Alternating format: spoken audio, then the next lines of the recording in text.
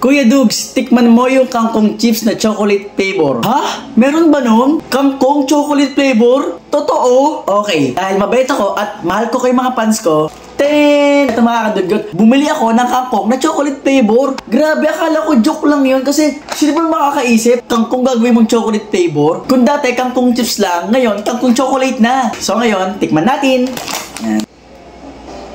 Yung amoy niya para matamis na maalat. Ayan siya, oh.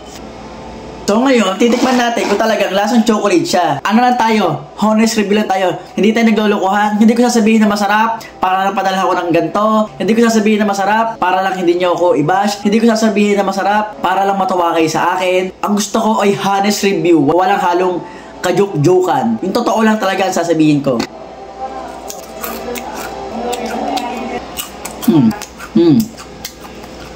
Okay siya, ah. Isa pa, para ma-explain ko talaga yung lasa.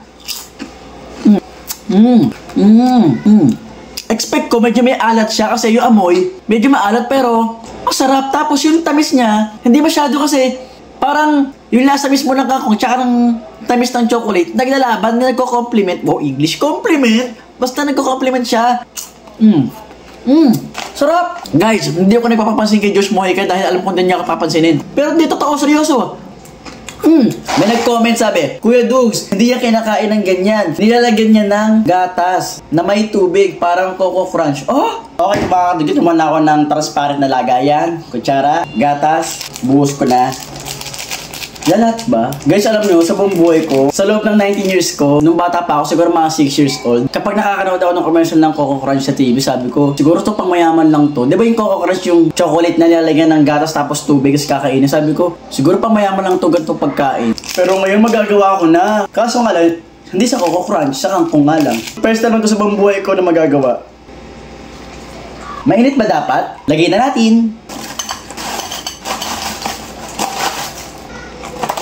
Hindi ko sure kung ganito ba dapat. Ayun na, itsura niya, guys. Ito, ulitin ko ha, bago ko kainin. Hindi ko sasabihin masarap para lang pasanin ako na Josh Mojica. Hindi ko sasabihin masarap para hindi nyo ko i-bash. Hindi ko sasabihin masarap para matawa kayo sa akin. Honest review lang tayo, guys. Honest, okay? Unang tikim na may kasamang gatas. Let's go.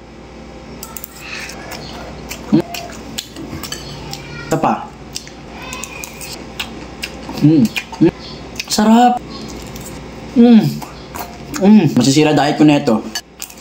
Hindi ako sponsored, pero masarap. Binabawi ko na. Josh Mojica, pansinin mo ako. Sarap. Pengi ako 100. Kahit sa pula. Kahit sa pula, pengi ha. Padalan mo ako. Joke lang, sarap talaga. Sarap.